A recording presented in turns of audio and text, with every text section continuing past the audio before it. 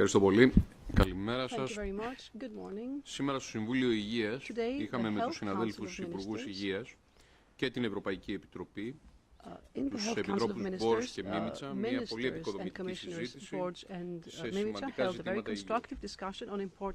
Κεντρικό θέμα των συζητήσεων ήταν οι προτάσεις κανονισμών για τα ιατροτεχνολογικά και in vitro διαγνωστικά προϊόντα, οι οποίες αποβλέπουν στη δημιουργία του πλαισίου για την παραγωγή και τη θέση στην αγορά των ιατροτεχνολογικών προϊόντων, την αποκατάσταση της εμπιστοσύνης μεταξύ καταναλωτών, χρηστών και οικονομικών παραγόντων, εξασφαλίζοντας ταυτόχρονα υψηλού επίπεδου προστασίας της υγείας.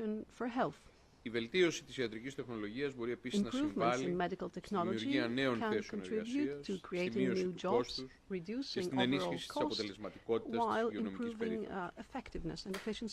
Η συζήτηση, η οποία διεξήχθη στη βάση της έκθεσης πρόοδου και ερωτημάτων της Προεδρίας, κατέδειξε την επιθυμία των κρατών μελών για περαιτέρω ενίσχυση της παρακολούθησης της χρήσης των προϊόντων μετά τη διάθεσή τους στην αγορά, με δυνατότητα επέμβασης και λήψης διαρθρωτικών και προληπτικών μέτρων, αλλά και στην αξιολόγηση συμμόρφωσης των κοινοποιημένων οργανισμών και στις προοπτικές ενδυνάμωσης της συνεργασίας σε επίπεδο Ευρωπαϊκής Ένωσης. Τα αποτελέσματα των συζητήσεων θα συμβάλλουν ουσιαστικά στην περαιτέρω εξέλιξη των εργασιών, προκειμένου να καταστεί εφικτή η επίτευξη συμφωνίας στις προπαρασκευαστικές ομάδες του Συμβουλίου εντός του φθινοπόρου. Στη συνέχεια υιοθετήσαμε συμπεράσματα του Συμβουλίου. Πρώτον, για την οικονομική κρίση και τις επιπτώσεις στην υγεία και στα συστήματα υγειονομικής περίθαλψης, στα οποία αναγνωρίζεται η σημασία των μεταρρυθμίσεων υγείας, προκειμένου να ξεπεραστεί η κρίση και η αξία της συνεργασίας και ανταλλαγής καλών πρακτικών μεταξύ των κρατών μελών σε τομείς κοινού ενδιαφέροντος σχετικά με το κόστος της υγειονομικής περίθαλψης, με τις παρεχόμενες υπηρεσίες υγείας, τα φαρμακευτικά προϊόντα, την αξιολόγηση των επιδόσεων των συστημάτων υγείας, αλλά και την επένδυση στην πρόληψη. Τα συμπεράσματα εντοπίζουν τους τομείς που πρέπει να υπάρξει περαιτέρω δράση, με έμφαση στη βελτίωση της πρόσβασης όλων σε υψηλής ποιότητας υπηρεσίες υγείας, στην πρόθεση των καινοτομιών και λύσεων ηλεκτρονικής υγείας, στην καλύτερη χρήση της αξιολόγησης των επιδόσεων των συστημάτων υγείας και των διαρθρωτικών ταμείων για επενδύσεις στην υγεία και στην επίτευξη, στην αντίληψη σχετικά με τους αποτελεσματικούς παράγοντες για αποδοτικά, προσβάσιμα και ανθεκτικά συστήματα υγείας. Δεύτερον, για τη διατροφή και τη φυσική δραστηριότητα, τα οποία λαμβάνουν υπόψη τα αποτελέσματα της σχετικής διάσκεψης που πραγματοποιήθηκε στην Αθήνα στις 25 και 26 Φεβρουαρίου και παροτρύνουν τα κράτη-μέλη και η Επιτροπή να αναλάβουν πρωτοβουλίες για την προώθηση υγιεινής διατροφής και της σωματικής δραστηριότητας ως αποτελεσματικών προληπτικών μέτρων καθ' όλη τη διάρκεια της ζωής για την αντιμετώπιση της παχυσαρκίας και των χρονίων νοσημάτων με έμφαση στις πιο ευάλωτες κοινωνικές ομάδες όπως τα παιδιά και οι ηλικιωμένοι. Μεταξύ άλλων, παροτρύνονται τα κράτη-μέλη και η Επιτροπή να προάγουν την υγιεινή διατροφή με έμφαση σε διατροφές που ωφελούν την υγεία, όπως η μεσογειακή διατροφή και η υιοθέτηση και θέσπιση διατροφικών και κατευθυντήριων γραμμών. Τα παραπάνω αποτελούν καλή βάση για την πρόθεση περαιτέρω πρωτοβουλειών σε επίπεδο πρόληψης και προαγωγής της υγείας αφενός και σε επίπεδο υγειονομικής περίθαλψης αφετέρου, αποσκοπώντας τη διασφάλιση καθολικής πρόσβασης σε υψηλής ποιότητας υπηρεσιών υγείας. Η Ελληνική Προεδρία, αναγνωρίζοντας ότι η υγεία αποτελεί αυταξία και προαπαιτούμενο για οικονομική ανάπτυξη και κοινωνική συνοχή, η οποία κατά τη διάρκεια των τελευταίων ετών δοκιμάστηκε ιδιαιτέρως συχνά τα κράτη-μέλη. Τα αποτελέσματα της οικονομικής κρίσης ήταν περισσότερο άμεσα, εργάστηκε για την υλοποίηση των στόχων που είχε θέσει, τόσο στο νομοθετικό όσο και στο μη νομοθετικό πεδίο, αποσκοπώντας να συμβάλλει στη βελτίωση της υγείας των πολιτών της Ένωσης με ιδιαίτερη έμφαση στις πιο ευάλωτες ομάδες του πληθυσμού. Μετά το πέρας του Συμβουλίου, ακολούθησε τελετή υπογραφής συμφωνίας για την από κοινού προμήθεια ιατρικών αντιμέτρων, η οποία αποσκοπεί στην εξασφάλιση ισότιμης πρόσβασης και καλύτερων τιμών σε procurement πανδημικά agreement to εμβόλια και procure φάρμακα medical για την countermeasures that αντιμετώπιση will ensure σοβαρών better διασυνοριακών prices απειλών κατά της for υγείας. vaccines and treatments Και στο σημείο that αυτό will help θα ήθελα us να ευχαριστήσω respond to ιδιαιτέρως serious threats τον to health. Επίτροπο Υγείας, And I would τον κύριο particularly Τόνι like to Μπορς, thank Commissioner Tony αλλά Borg, και τον Επίτροπο Καταναλωτών, as well τον κύριο as Νέβεν Μίμητσα, Commissioner για την Mimica, αμέριστη υποστήριξή for τους και την their άριστη συνεργασία tireless για support την and επίτευξη the των στόχων excellent της Προεδρίας. cooperation we've had in an Ευχαριστώ effort to πολύ. achieve the Presidency's objectives. Thank you very much. Thank you, Minister. And I think that the most important event in this Council has been this epic event of signing for the first time a joint procurement agreement. In fact, this joint procurement agreement refers to vaccines in communicable diseases which are a cross-border health threat. But of course, you never know, it could develop into something even larger than that if the first experiments are successful. And through the joint procurement, we believe it will guarantee not only supply of vaccines in moments of crisis, but also joint procurement militates against price speculation, which was something which was discussed in the context of a French request to discuss the issue of prices for treatment to hepatitis C.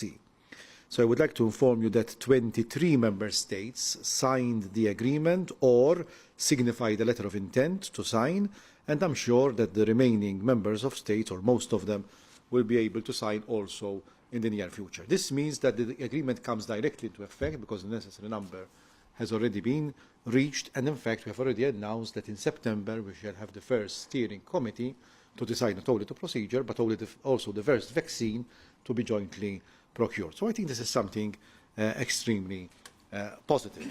I am very glad also that not only did we discuss price speculation in medicine, and for the first time I could sense a certain urge to cooperate in this field through exchange of information, which could lead to further measures in the future.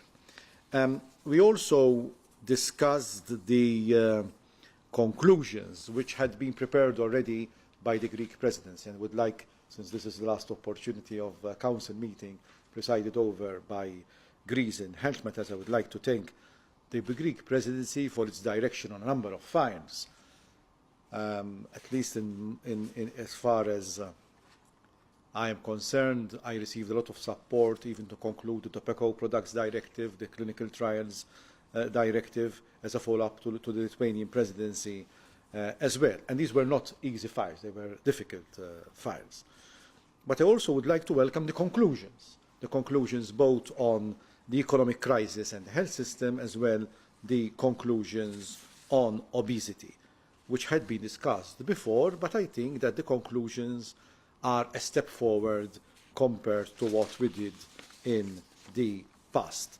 And finally, there was the programme of the Italian presidency. We look forward also to one particular conference which has been decided by the Italian presidency to organise, which is a meeting of health ministers of the European Union and of the Mediterranean. This is something important, not only as part of our foreign policy. After all, health is part of foreign policy as well, but it is also in our interest, as regards cross-border health threats, as regards disease, as regards cooperation with these new democracies in North Africa. Thank you very much.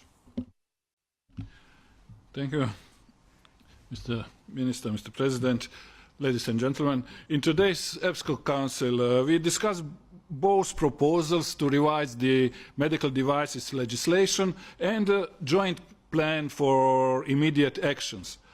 Let me first say a few words on the legislative review. Quick adoption of the new legislation framework is vital, both for the patient safety and for the competitiveness and innovation in Europe.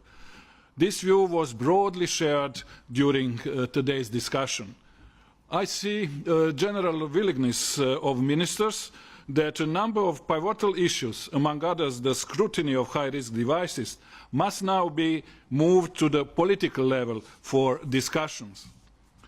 I would like to thank and commend the Greek presidency for their very active role and proposals of several compromise texts that they tabled even today for important chapters of the medical devices. This progress made under the Greek presidency actually would allow now the Italian presidency to reach political agreement by the end of this year, and the Latvian presidency to adopt the new legislation during the first half of 2015. This is kind of my timetable, which is quite ambitious, but it is a feasible one. This brings me on to the second point we discussed, and this is the implementation of the joint plan for immediate actions which we launched, meaning Commission and the Member States medical authorities launched in 2012 in response to the PIP breath implants crisis. I would like to thank the Member States for their critical support given to this plan and its implementation.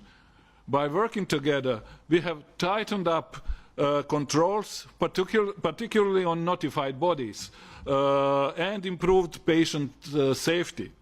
Our plan has delivered results. It is a joint success.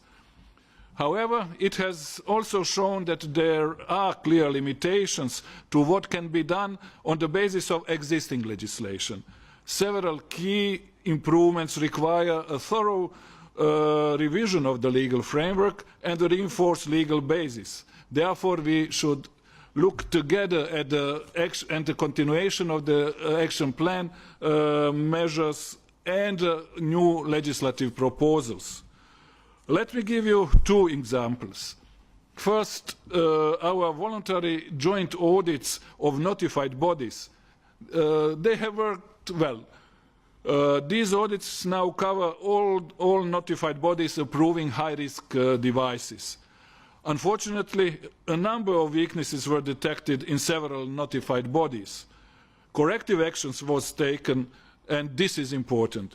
For instance, by restricting or withdrawing their notification. But follow-up audits also showed that not all weaknesses were corrected appropriately. This is precisely where the scrutiny mechanisms, as proposed in the new legislative framework, is now there to, or should be there to provide necessary assurance in the functioning of the overall notified bodies mechanisms. Second, we have made progress on unannounced audits of manufacturers. It seems that now such audits are regularly taking place, but we do not have solid data on the extent of effects of these audits. This would be different if we had a clear legal basis. So this means that we really need to follow a parallel approach. We need to continue our efforts to strengthen the oversight of medical devices on the basis of today's law, and at the same time we need to swiftly advance the adoption of the new legislation. Only this gives us full confidence about the highest level of patient safety. Therefore, I am really encouraged by today's discussion, where the large majority of the ministers and colleagues actually supported this kind of a parallel approach. Thank you. Thank you very much for your participation.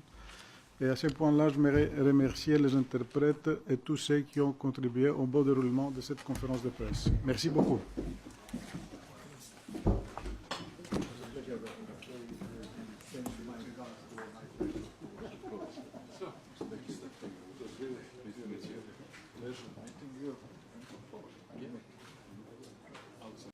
Μίμητσα, τους οποίους ιδιαίτερα ευχαριστούμε για τη συμμετοχή τους στη συνέντευξη αυτή. Ομάδες του Συμβουλίου εντός του φθινοπόρου. Στη συνέχεια υιοθετήσαμε συμπεράσματα του Συμβουλίου. Πρώτον, για την οικονομική κρίση και τις επιπτώσεις στην υγεία και στα συστήματα υγειονομικής περίθαλψης, επένδυση στην πρόληψη. Τα συμπεράσματα εντοπίζουν τους τομείς που πρέπει να υπάρξει περαιτέρω δράση, με έμφαση των επιδόσεων των συστημάτων υγείας και των διαρθρωτικών ταμείων για επενδύσεις στην υγεία και στην επίτευξη συναντήληψης σχετικά με τους αποτελεσματικούς να αναλάβουν πρωτοβουλίες για την προώθηση υγιεινής διατροφής και της σωματικής δραστηριότητας ως αποτελεσματικών προληπτικών μέτρων όπως τα παιδιά και οι ηλικιωμένοι. Μεταξύ άλλων, η υγιεινή διατροφή με έμφαση σε διατροφές που ωφελούν την υγεία, όπως η μεσογειακή διατροφή,